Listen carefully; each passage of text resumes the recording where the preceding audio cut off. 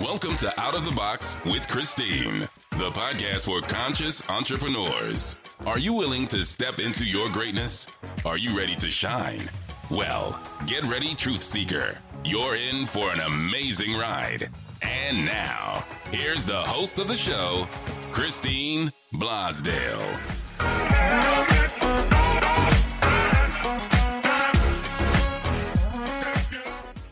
Welcome back to Out of the Box with Christine. I am your hostess with the mostest, Christine Blosdale, your digital marketing multimedia coach. And I am so happy that you tuned in today because I have a very special guest. And I'll tell you also, after I introduce her, I'm going to tell you what really sparked me to want to have her on the show because it just resonated with me. Christine Meyer is my guest today. And she is the author of this fantastic title book, Keep It Simple, Smarty Pants, Stop Overthinking, Start Aligning, Live Happy. And Christine has, since 2002, she's made it her mission to empower, educate, and uplift the world. She coaches the ultra successful people, yes, those who you think wouldn't even need a coach, to dream even bigger, reach beyond their limitations, and know themselves from the inside out. Her clients include Obama speechwriters, impact-driven serial entrepreneurs, Emmy Award winners, best-selling authors, multi-million-dollar investors, and leaders of change, which are my favorite people. She's a sought-after podcast guest, of course, and founding member and regular contributor to the Forbes Coaches Council. Please welcome to Out of the Box with Christine. Oh, and I can always remember your name, Christine Meyer. Welcome. I was thinking the exact same thing. I will never forget your name. No. Thank you so much for having me. I'm really happy to be here. And I've already enjoyed our pre-podcast conversation. Yes. Oh my goodness. And usually I'll have a pre-recording interview or talking to someone. But I've never enjoyed talking to someone as much as I have with you. I feel like we're old friends. So welcome to my world. And I'm glad I'm in your world as well. So one of the reasons is my mantra in life and in business with coaching. I love teaching. I love coaching. I love guiding, right? I can do the work for clients, but I'd rather teach them how to do it themselves, right? And I've always thought that that's a good skill set. That's something that I would want my coach to want to aspire to, not to just say, you have to rely on me all the time and I'll do, the work and grind. But one of my mantras in my coaching that I do is the KISS, KISS. And it's keep it simple, silly. Because some people say stupid, keep it simple, stupid. But I would never do that because I know words have power. So I say, keep it simple, silly. And that's my coaching style as well, is simple, easy, fun. Because if it's simple, easy, and fun, it's like planting a garden with lots of good, fertilizer and everything. So keep it simple, smarty pants. I love it. You got the KISS in there. So thank you. Tell us a little bit about this book. I hear it's a hit as well. Well, it's a hit in my own mind anyway. I hope it's a hit out there. Well, it really identifies what I want the book to get across to people, is that it identifies the foundations of who we truly are. And it's like understanding how to build a house. If you build a house on quicksand, it's going to topple over. And we all have built houses on quicksand, meaning our beliefs, the meanings we attach to things, our perspectives, our interpretations of things, and based on society and the people who have raised us and so many things that we base our foundations on that are not stable, that are not founded in universal laws and truths and consistency. And so then your house topples over at some point or another. So the book addresses the three things that I believe you need to know to live a really good life and have strong foundations in place. And then that's the first part of the book. And the second part of the book really shows you how to do those things. And it's less about my work with clients is less about action first. It's more about doing the inside work. It's more about identifying how you feel, working through that, and understanding the relationship between your non-physical self, your soul, and your emotions, and that you are a creator.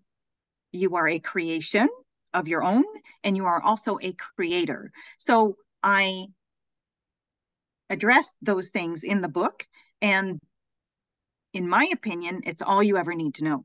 If you apply it and learn how to work with it in your own life and let that spur inspiration and ideas for yourself to apply it, you will see the direct results of your thoughts and emotions. You will see as you start to manage, and it's paying attention to how you feel and choosing whether you want to keep feeling this way or whether you want to feel better. And people don't know that they have a choice. Most people do not know that they have a choice because most people react to conditions. We all have plenty of conditions out in the world right now that we are reacting to that do not feel good. And I am never saying ignore those conditions. What I am saying is you're having a feeling response to everything that you think about. And when something really matters to you, you are going to have a stronger feeling response, whether that be negative emotion, feeling bad, or positive emotion, feeling better. And you have no control of over those conditions. Stuff happens. The idea is, though, stuff happens. How are you going to perceive it? How are you going to navigate through that? And how can you still thrive? How can you still thrive? That is not at all pretending something doesn't exist. But as I describe in my book, you go to a buffet, and I personally do not like turnips, never have. So I use the example in the book. That's why it's in there. It's because I have a relationship with turnips that is not pleasant. I do not like them. Do not want them in my plate on my plate. But if I were to go to a buffet and there were potatoes and turnips and vegetables of all kinds and desserts and whatever, right? I don't have to call the manager over and say, hey, dude, get those turnips off the buffet. I don't want them there. I don't like them, don't want them there, don't want them near my food. All I have to do is go to the buffet, observe that there are turnips and think, don't really like turnips, don't want more of those don't want any of those on my plate, don't want more of those in my stomach. So I'm going to choose what I do want. So it's kind of like that. We have the ability to recognize what we don't want, but what it does is it clarifies what we do want. And then again, using the same example, if you're in the restaurant about to order a meal, you don't go through the menu and say, hey, waiter, I don't like this, don't want that, don't like this, don't want that, don't want that, don't want that, get that away from me. You actually go through the menu looking for things you like. So we all have the ability to be looking around our world and identifying more of what we do want, more of the preferences. And when we recognize something we don't want, we don't have to. Typical human behavior around something that you don't want is to tell everybody and then start pushing against it, start making it out to be really, really bad because you think that making it out to be really, really bad is going to get rid of it. You don't get rid of anything that you keep pointing at. Right. Contrary to the laws of the universe. What you resist persists. Is that what you resist persists is comes from years and years and years ago, right? But it's true. What you resist persists because it's what you're doing is you're really saying yes to it. When you're saying no, the universe doesn't hear no. The universe hears, oh, your attention is there. Okay. Yes. Yeah. And isn't it interesting? With the subtitle of your book, Stop Overthinking, Start Aligning, Live Happy. I think that first part, the overthinking, I feel, and I witness it almost as an observer because I don't myself, I don't know I don't know if it's a combination of how I was raised, my mother loved me, like treasured the ground that I walked on. Right. My mother and my grandmother also really raised me because my parents had to work. So my grandmother also loved me, treasured the ground that I walked on, would always say, you're my favorite, like in front of the other cousins, like, grandma, no. So I had this really solid foundation of You can do anything. You're amazing. You're beautiful. We love you. We love you. We love you. So I never really had that overthinking flu. Right. I never had the burden of overthinking. If I was sad, and there was plenty of moments as a child, where you have sad moments, things go wrong. Um, I would escape that many times through my imagination. I would play. Um, I would focus in on those beautiful women that loved me and be with them. But I didn't have the burden of the overthinking. Today, with adults, but also young people, I see almost as if they're trapped in their minds. It's like a prison, like a mental prison of overthinking, of worry, of and I don't know if it's this, if it's the social medias, or if it's just a different time, or but the overthinking can literally rob you of your life. I believe it can suck all the joy out of your life so that you're overthinking to the point where you miss, just like you said, you're not focusing on the beautiful things. You're focusing on the negative, or what could happen, or what people are thinking about me, or all those things. Can you talk about that? Because I'm sure the work that you've done with your clients has touched on this part of about the overthinking being in the mind so much. Yes, absolutely. So first of all, it's all out there, right? For everything that you want, there's the equivalent of what you don't want. There's darkness and there's light. And so it's all there for you to observe. It's all there for you to think about. So I'm going to sort of put a pause there for a second. I want to go back to one thing that you said about being a child. And when you were sad or not feeling good, you naturally went to something that did feel better. You naturally sort of put that on the table, left the turnips on that buffet, and off you went to a different experience in your own mind. And that wasn't like pretending that other thing didn't happen or didn't exist, but you naturally went over to something that felt better. And I want to say that everyone is born with that intention and with that skill. Ability, right? It's not really a skill, but it's a natural thing. Your soul is not pointing at those things and saying you need to look at that and feel bad. I did the same thing as a child. Whenever something was going on in my experience, I would take myself from that situation and put myself someplace else. And so to any parents listening to this, I really want to say, when your kids zone out, it's because they're trying to find their alignment. For the most part, that's what they're doing. They're looking to find their alignment, because when there's energy being directed toward them, let's say you're mad at them, that never feels good. That never feels good from your soul's perspective or from your human perspective. And your soul is always calling you into the place where it feels better. Okay. First thing. Secondly, yes, I can overthink too. And I do this for a living. What I mean by overthinking, and you sort of pointed to it, but I want to make a stronger distinction here. Overthinking really only ever happens. I would only ever consider that there's any overthinking going on when you're pointed at something that doesn't feel good, and you're rummaging around a problem, you're rummaging around something you're worried about, you're rummaging around a wrongdoing that you perceived wrongdoing, something unfair that you perceive was unfair, when you're don't have enough money and you're trying to think about ways to come up with money, that kind of thing. The overthinking is only happening really in that context, when you're not feeling good, because that's the time when it would behoove you to pause the thinking and change the subject like you did as a kid. Okay. So the reason why it's easy, so to add to that, think all you want when you feel good. Dream, remember this, imagine that, talk about this, talk about that when you're feeling good, because that's when you're in alignment. That's when you are perpetuating that thing which you are thinking and talking about. Yeah.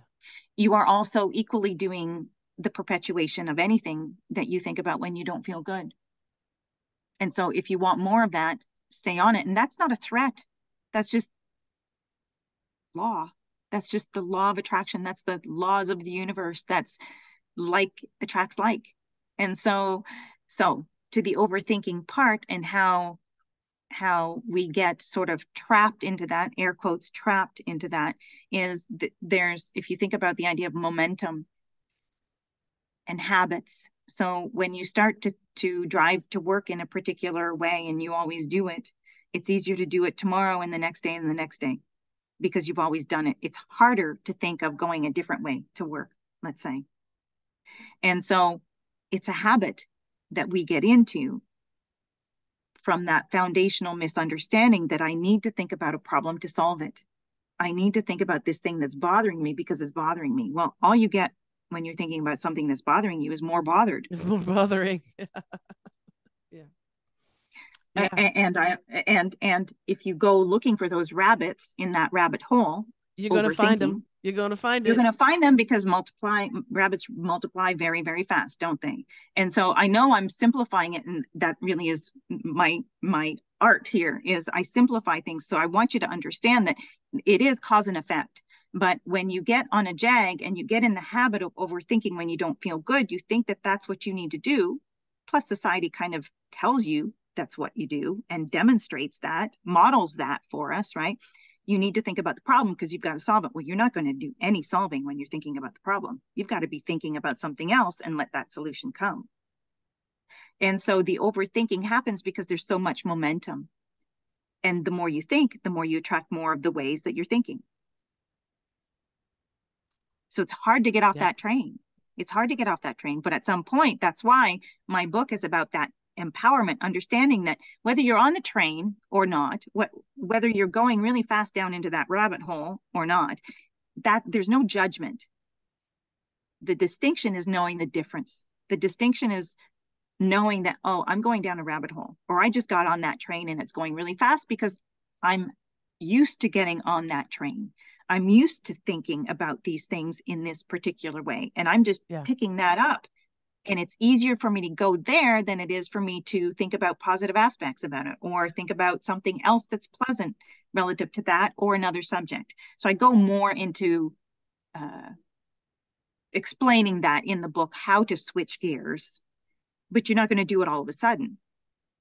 You can't switch gears all of a sudden. No, but it's also the part of the battle is recognizing when you're doing it. I call it spiraling down the drain. So like, when you're taking a bath and you unplug the thing and the water goes like down, that's the spiral.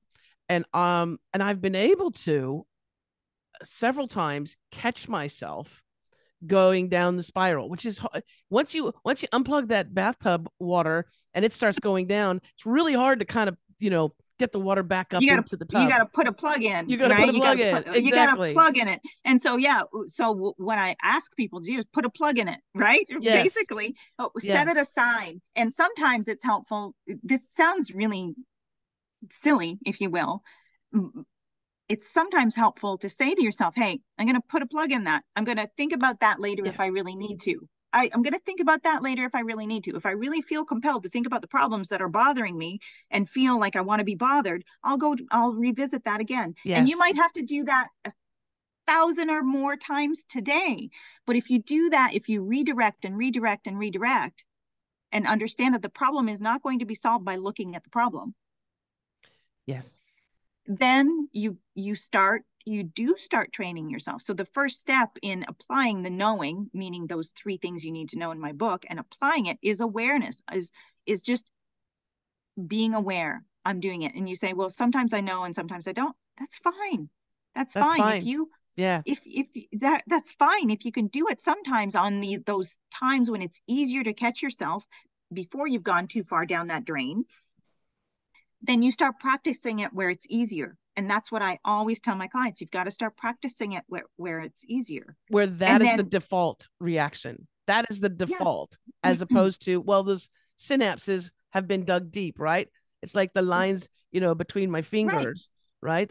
And so the automatic response of, I'm going to think that, oh, well, they didn't answer my text. They must be cheating on me, right?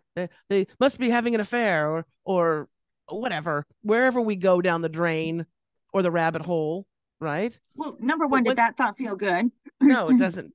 No, it doesn't. And so there must be something else I could think about this, right? And that's number one. Yeah. It didn't feel good. And you have so overthinking gets, you can subside, you can put overthinking on the back burner over time by making how you feel a priority. And I don't mean making how you feel a priority by making other people do the things that make you feel good.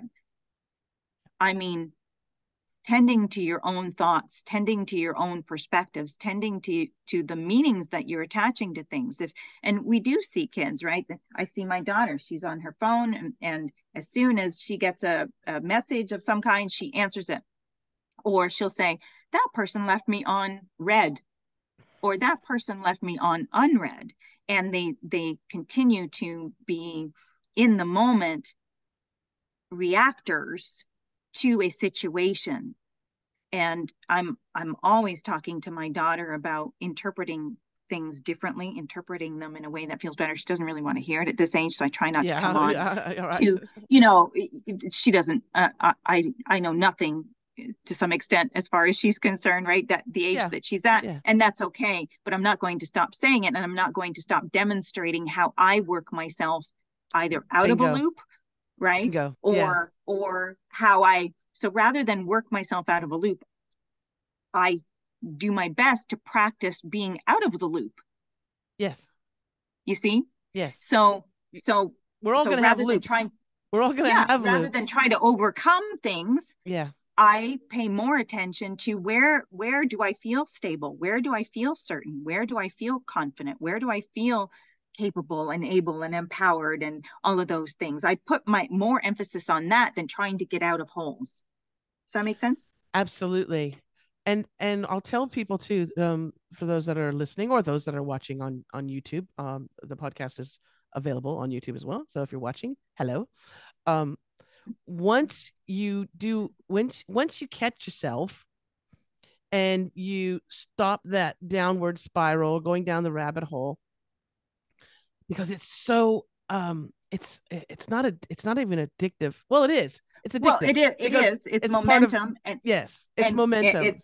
But once you stop yourself, and it's almost like, have you ever heard of like when people have like a near-death experience and they sort of, their soul comes out of their body and they can kind of look at the scene, the car crash, right? So I'll equate it to that, because I remember exactly,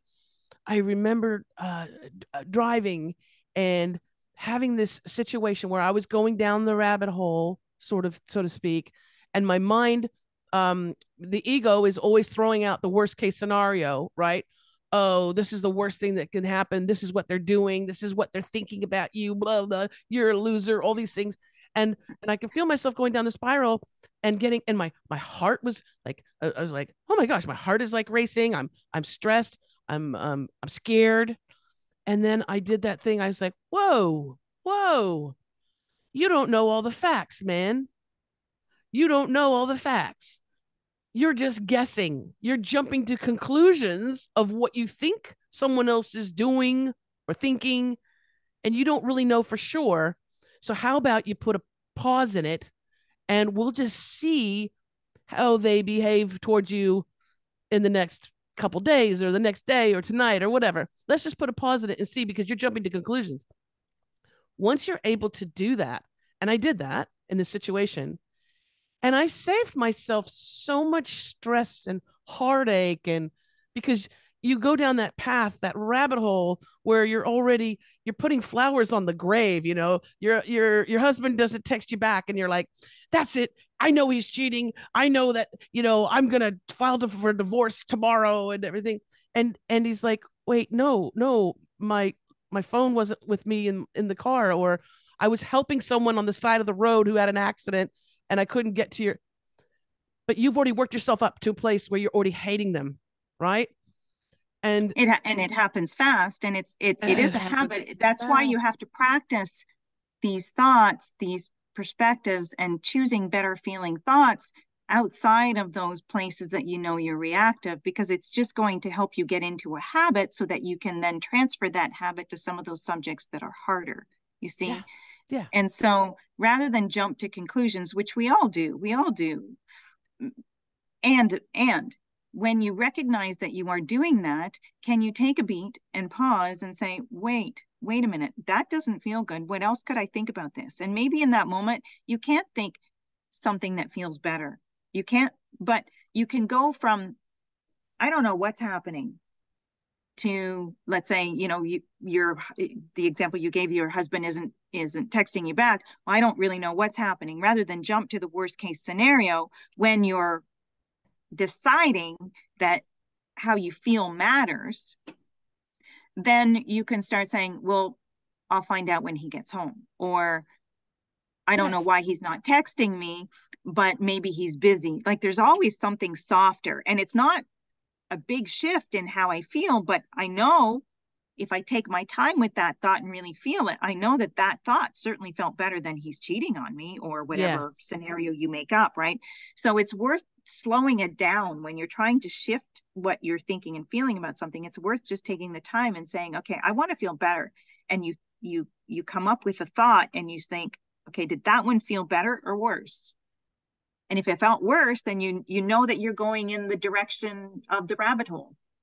If it felt slightly better, if it gave you some relief, maybe you felt some relief of tension in your body, then you know that you are now kind of getting out of that rabbit hole. So slow it down. Try to think another thought. Oh, that felt better. And maybe you'll only kind of get 3 thoughts out and you'll go, okay, now I'm right back down into the rabbit hole. Okay, you need to leave that subject aside for now. And I want to say, don't wait until your husband comes home to affirm that all is well before you feel better. And that's where that self-empowerment piece is, because most of us like to think that, well, I'll be happy when, whatever, this falls into place. And I call that a human thought trap, because you'll find something else then or when, again, that you're not happy about. So you've got to make that happiness, that choice of how I feel matters, and I'm going to think whatever I need to think and do whatever I need to do to feel happy. That is within my charge, that is within my agency. I don't have to wait until someone gives me the answer I want, or someone gives me the answer that I don't want. I don't have to wait until all of these pieces fall into place. I can live a more unconditional life and know that I am more empowered when I understand that I can accomplish a thought and a perspective that feels better to me. And that doesn't have to be the big T truth that everyone agrees with it. It's more relative to me and where I am and what I've come to know and what I've experienced. What thought feels better to me? And if you can't find a thought that feels better to you, it's going to feel like effort, because you've just been thinking something that feels really crappy, let's say. Yeah. So it's going to feel like effort. You got to hold in there for a little bit and show yourself you can do it. And if it feels too hard, then get off of it and go on to another subject that does feel better. But this takes practice. It's like going to the gym. Practice. In the beginning, it's like going to the gym. It's gonna be sore. Your muscles, your muscles are going to be sore, but here's the option, right? Is, first of all, you're gonna, when you do accomplish that, you're gonna give yourself a pat on the back and go, holy man, I could have really gone down that rabbit hole, and it could have caused so much, stress for myself and that other person. The option is that you do go down that rabbit hole and you do go down that drain, you get sucked into it, and then, like you were saying, when you do that, what you find is all these clues, all of a sudden, all these things that will back up or reinforce your fear. So if you think the reason why they haven't texted you back in 5 minutes or whatever is because they're cheating on you, then what you'll do is you will start looking for all those clues. You'll find evidence. You'll find evidence of whatever you're looking for. You find evidence. And that means because you want to be right. I'm going to be right, damn it. Yeah. So that means, you'll see something in, whatever, in their car, and you'll go, that looks like lingerie, or that smells like a woman, or what does he mean when he says this? And that's a prison. That's a hellhole prison for your mind, where you could have just said, you know what, I'm just going to wait and see. I'm just going to, but also I think, because for myself, I find that I need to be able to say something as well, and to say, hey, you know what? The other day, or today, when you did this or you didn't do this, I felt a little strange. And you know what? All these thoughts, all these worries, all these fears came up in me. And I want you to know that I didn't go there, but that I felt all that because the way that you spoke to me or whatever. And then the other person has the opportunity to go, oh my gosh, I'm so sorry. I didn't know, I was stressed at work. I didn't mean to ignore you. But being able to also, I don't want to say it's confess, but to say, hey, you know what? I felt really icky about what you said or what you did, or I find for me is also liberating. Now it depends on the different situation, obviously, but I find that that's like, because yes, I brought myself back from the cliff because I was going over the cliff, and I pulled Yeah, myself back. I think it's helpful for you to identify why that's comforting to you, what your intention with that is, certainly. And also everybody has their own thing that makes them feel good, whatever that is. So I'm never here to stand in a place of judgment of what your choices are. I do always want to underline everything though and say you have the ability to feel better no matter what. You have no matter what. And if you make it dependent upon someone else affirming, validating, giving you a pat on the back, then it really is less empowering. And I'm not at all saying don't talk to anyone about these things. What I am saying is you do have the ability to do that for yourself. You do have the ability to be your own very own best friend. And your soul is always with you. We all have guidance. And so the only you are the thinker, you are the feeler, you are the perceiver.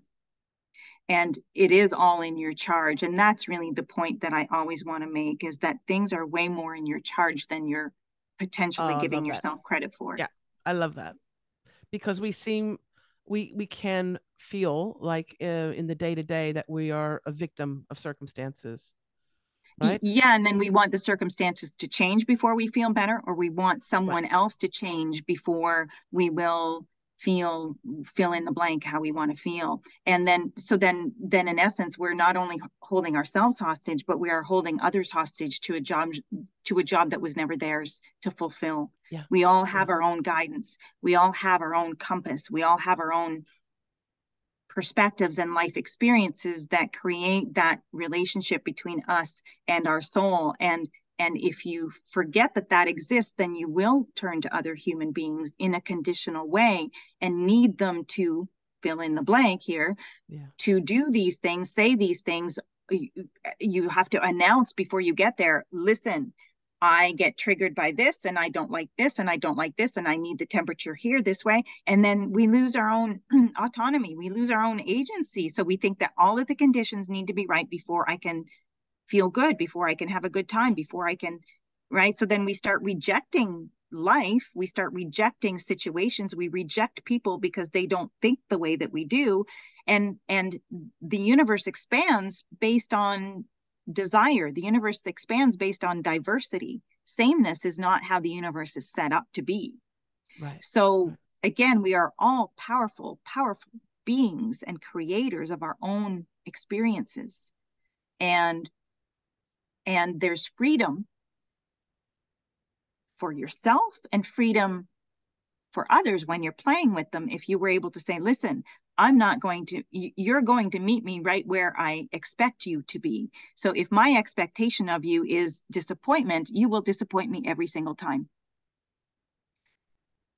And that's your doing. They can't help it. They can't buck your current. Again, momentum. They cannot buck your current. If you expect someone to disappoint you, they will.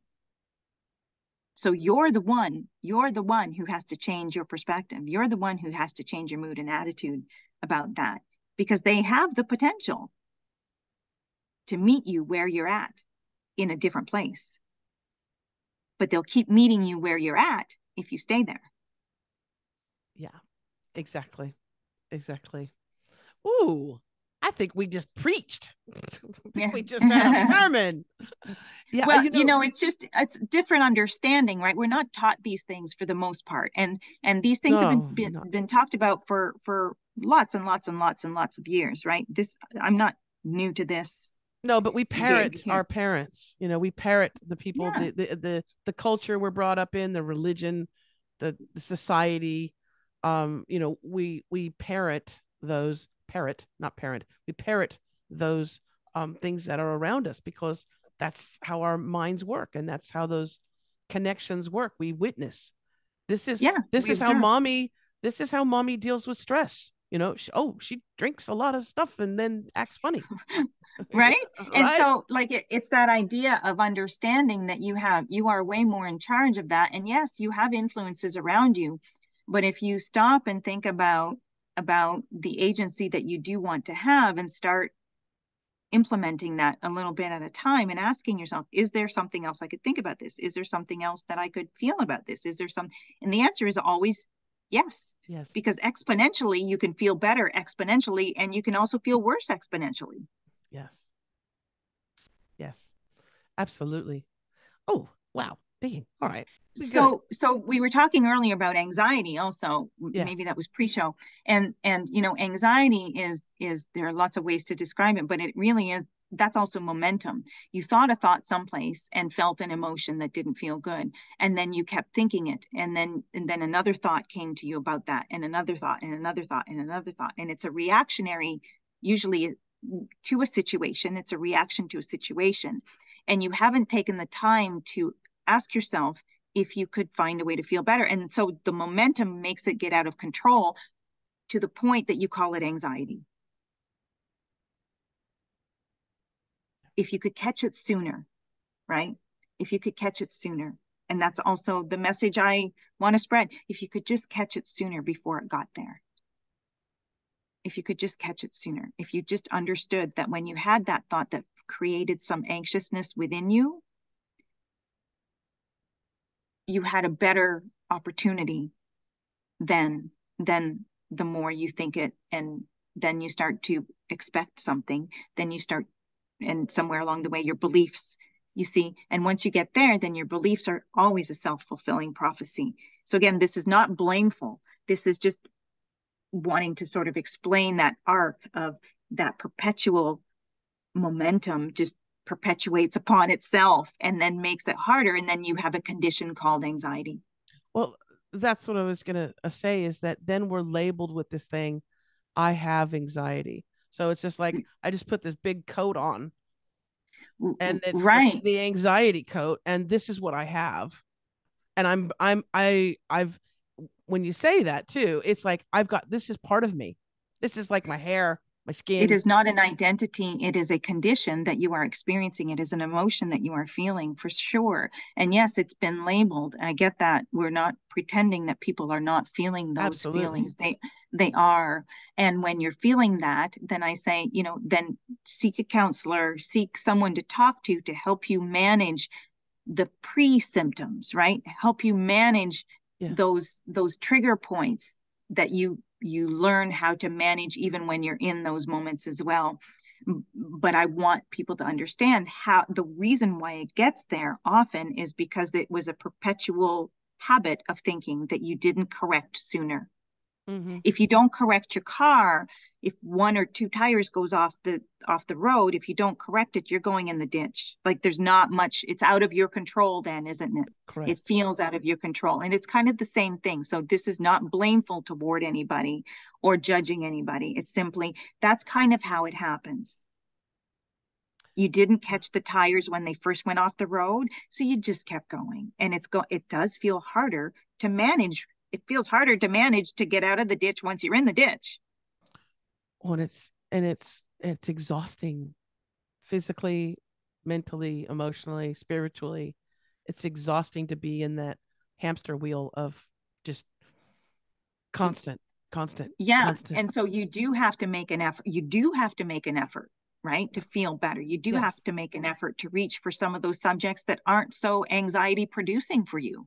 You do have to look around you and feel for those things that maybe somewhere in your life you do feel really certain or comfortable somewhere, then think about that.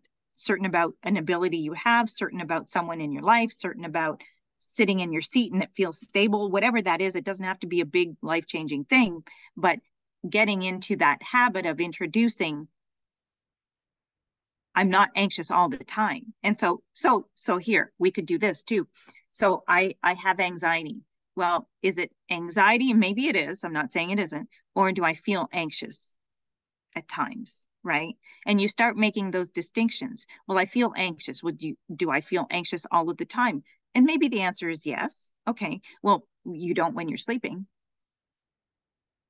Right. So right there, we're just softening the perspective a little bit. Well, I'm not feeling so anxious when I'm sleeping. I wake up feeling anxious, right? Because I pick up where I last left myself with the identity that I've now labeled myself with, or with the emotions that I've been experiencing. So you can backtrack it a little bit in a way by saying, well, when I'm sleeping, I'm not feeling anxious. When I wake up, I do. Okay, well, that's good. Well, do I feel anxious about every single subject that I think about? And maybe I do, because I'm in the habit now, that vibe, right? That habit is so dominant that I'm bringing anxiety to this subject and that subject and that subject. But at some point, I've got to decide I can bring a different emotion to these subjects. And maybe it's just a little bit less anxiety.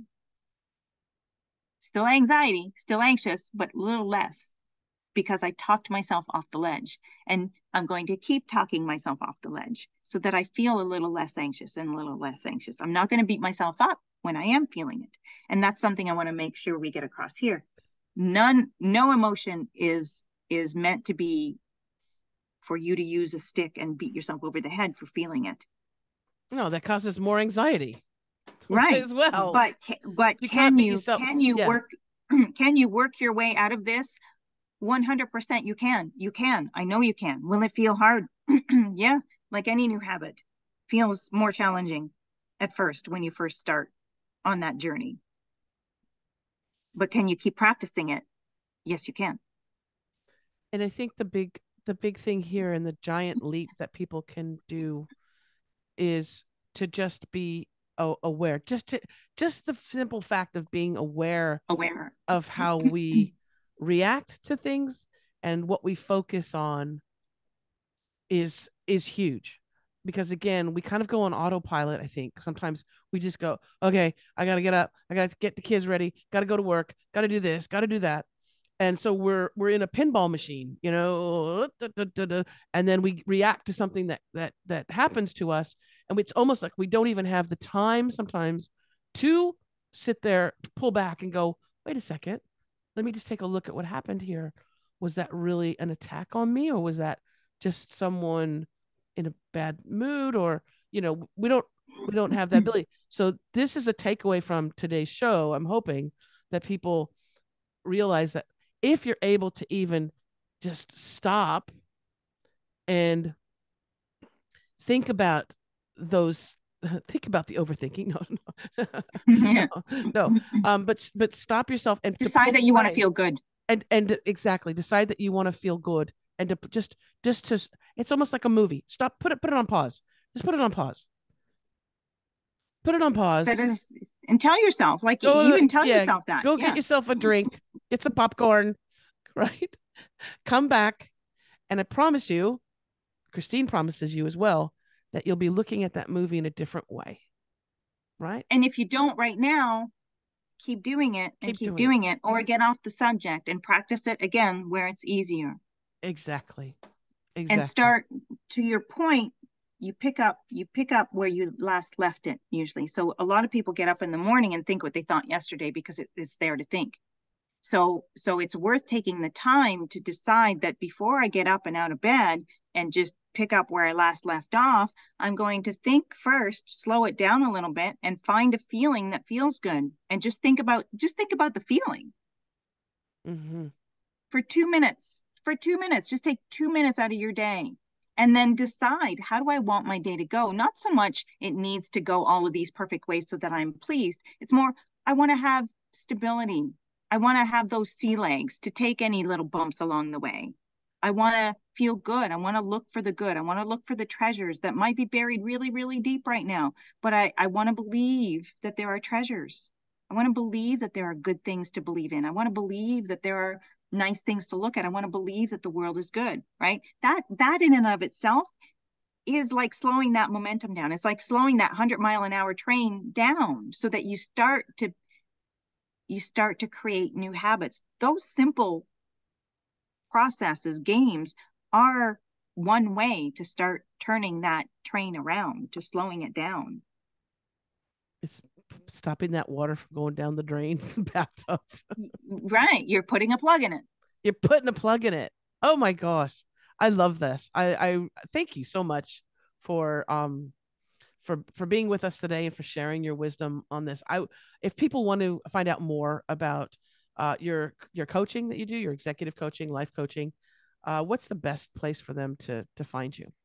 My website, ChristineMeyerCoaching.com. I'm on LinkedIn and Instagram and Facebook as Christine Meyer Coaching. So everywhere you look, I am Christine Meyer Coaching. Pretty easy to find. And it's Christine Meyer and ChristineMeyerCoaching.com. And Meyer is spelled Meyer. And Christine, you should know how to spell Christine already because you know me. ChristineMeyerCoaching.com. You can check it out. And also we'll make sure that we have a link in the show notes to your website, but also to the book. Keep It Simple, Smarty Pants. Stop overthinking, start aligning, live happy. And then Christine, please, you're welcome to come back when your next book in the series comes out. Great. And that's going to be next year sometime, right? Next year sometime. I'm not promising on the date, but it's in the works. It's going to be a book on relationships. Oh, and perfect. It's going to be a good one. It's going to be a good one. But again, it's under the trademark name of Keep It Simple, Smarty Pants title of books. And it's going to be simple, and it's going to be broken down so that it's really relatable and easy to apply and understand. But I'm going to create, again, some foundations there and some things certainly to make you think differently, because we have to have different foundations. We have to start from different premises if we're going to create a new way of being in the world. Yeah. And it all comes down, like you said, that's the title of the book and the title of the work that you do. Keep it simple. Keep it simple. Yeah. We tend to sometimes like to overcomplicate things and make them so much harder than they need to. It's just keep it simple. I love living simply. I love thinking simply. And I love coaching simply as well. I love that. So thank you so much, Christine, again, for joining us. Folks, to find out more, go to ChristineMeyerCoaching.com. I'll have a link in the show notes for that. And we'll also have a link for you to purchase her book, Keep It Simple, Smarty Pants. Stop overthinking, start aligning, and live happy. Thank you again, Christine, for joining us today. Really appreciate your time. Thanks for having me. It's a pleasure to be here. And I want to thank you, wonderful listeners and viewers that are on YouTube. Hello. Thank you so much. Make sure that if you've resonated with this material, that you share it. It's not going to do any good if it's just in your little head. Share it with someone that you think could benefit from the beautiful words of wisdom that my guest, Christine Meyer, has said today. If you'd like more information on the podcast, you can go to outoftheboxwithchristine.com. And if you want more information about me and my coaching, you can go to christineblosdale.com. All the links will be in the show notes, so you don't have to worry about writing anything down. Just click on the links and I'll take you to your destination. Okay, until next time, as I always say, remember to think outside of that damn box. Bye for now.